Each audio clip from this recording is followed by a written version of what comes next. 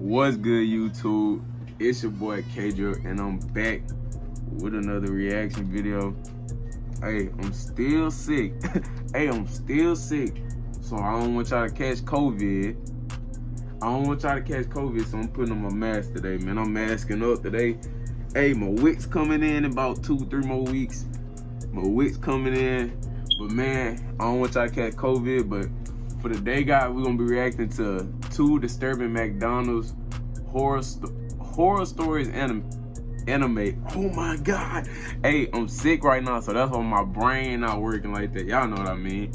But we're gonna react to that. I ain't really the type of person that gets scared easily, so I'm probably gonna be like a G type stuff. I'm looking kind of swole. Hey, but look, I'm really like not gonna be getting scared like. I'm really not gonna be getting scared like that though. But man, y'all already know. Stay tuned. Comment down below what y'all like to see next. If y'all enjoy this scary stuff, hey, comment down below some videos y'all like for me to watch. If y'all got any music for me to react to, anything, any type of videos, anything. Comment down below what y'all like to see next. Hey, we on the way to 1,000, bro. On the way to 1,000 in December. I got my mask on. Let's get straight into it. Gang. Off like G-Night with a graphic tee, my sausage just be crazy. He mad, he seen my DM. I was digging down his old lady. I'm in the space, All right, cool. Y'all, so we finna start that thing up. Hey, let's get straight to it, man. Let's go. I have a story for you that really will make your skin crawl.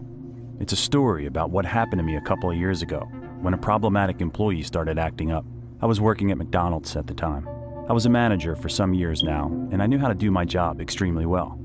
This wasn't a career that I dreamed of since I was a kid, but following certain circumstances that went on in my life throughout the years, I ended up here. I started as a cashier and worked my way up. I knew that the customer was always right, and I strongly believed that more important than the food was the attitude towards the people who come and eat here. And as a manager, I expected nothing less from my employees. I would always talk to them, and I would even train them. My goal was to prepare every single employee for those bad customers that would be rude to them. One day, I received a resume. It was from a woman who was pretty old to work at McDonald's. She was 59, but I found that her resume was interesting. She was a former manager herself, but due to different problems at the workplace and the economy, she ended up jobless.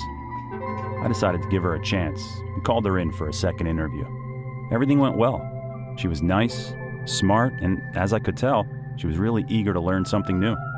I just had a feeling that she would be a hard worker and would not slack off like many of the other employees do.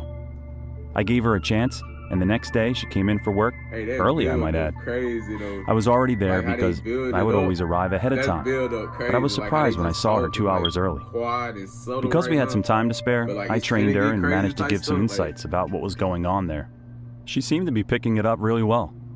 I also insisted on the fact that she may encounter some rude customers, and I explained what she needed to do if that happens. The woman named Mary was a delight. She was doing everything right, but something happened after about 2 months.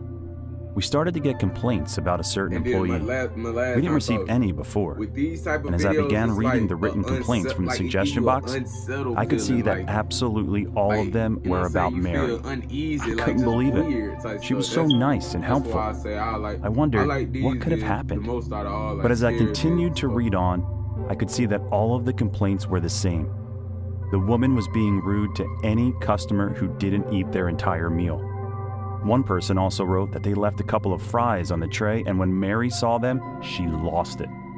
Mary started to yell at the person, demanded that he would eat what was left. She then started saying that the person was skinny and looked sick. The majority of the complaints were along these lines. The person left food on the tray, and as he wanted to leave, Mary would come right over and yell at the person, calling him names, sometimes even picking the food up and trying to shove it into their mouths. It was something that I never had to deal with before. I tried to talk to her, but when I did, she explained that it's a shame for people to waste food. She wondered why would they buy it if they didn't want to finish all of it. I talked to her and explained that it is none of her business what the person does, as long as they pay for their food. At that moment, Mary got angry and started yelling at me, telling me that I don't understand and that I'm as small-minded as all the people who come to McDonald's and only eat half of what they ordered. I tried not to get angry, but her behavior was unacceptable. I told her that I would give her one last chance to change her behavior, or she would be out of there. Mary said, fine, and got up before heading towards the door of my office, slamming it behind her. But to my surprise, the next day, she was even worse, as I saw her being rude to the customers with my own eyes. One girl ordered a Big Mac, and she only took one bite of it. She then stood up to leave, but Mary shouted at her from across the room. It was so embarrassing. So at that moment, I took her into my office and had no choice but to fire her. She then smiled at me, and instead of being angry, she said the same, fine, but in a calmer tone of voice. For the next few days, everything went well at the workplace. There were no complaints, and people relaxed, knowing that the crazy woman was no longer working there. It was hard to do, but I had to get rid of her. Sometimes, as a manager, you have to make tough decisions. One night, as I was preparing to go to bed and my wife was on a work trip, I decided to go into the kitchen and have a glass of milk. I opened the fridge, grabbed my milk, and as I turned around, I thought I heard the sound of a door creaking. I said, "Hello?" thinking that my wife came home a couple of hours earlier, but with no response. I checked everything, and I got used to the idea that I must have misheard the noise. Anyway, I went back to bed and fell asleep in no time, thanks to the milk. I don't know for how long I was asleep, but I woke up at around 2 a.m. all of a sudden, and I couldn't move my hands and my legs. I thought it was sleep paralysis, but when I had a look, I saw that I was tied up. I screamed, but no one answered. After a couple of minutes of me trying to escape, Mary came in my bedroom. I was freaked out and asked her what is going on, but instead of answering me, she came closer, and I could see that she had some food in her hands. In her right hand, she had a McDouble, and in her left hand, she had fries. She starts shoving the food in my mouth, force-feeding me. The food didn't stop. Even when I was choking, she stuffed fries down my throat. Not long, and I started to tear up. It was a horrible experience, and I thought I was going to suffocate at any moment. Mary kept smiling, and without saying a word, she continued to feed me. I even threw up a couple of times, but she said that it was all right. She has more food. The woman had a giant bag from McDonald's next to my bed, enough to feed 20 people. I begged her to stop each time I had my mouth without food in it, but she continued. I peed myself as I was crying and throwing up at the same time. I thought I was going to die and that one piece of food will get stuck in my throat. I was there in a puddle of my own urine and vomit, totally helpless. At around 5 a.m., I could hear a noise coming from downstairs, and Mary heard it too, as she stopped putting burgers in my mouth. It was my wife who came home from her business trip. I started screaming, and at that moment, Mary started putting more food in my mouth. As my wife rushed upstairs, Mary got scared and ran towards the door. The two met outside my bedroom, and Mary pushed my wife out of the way, then ran towards the front door before escaping. Fortunately, I was okay after my wife untied me.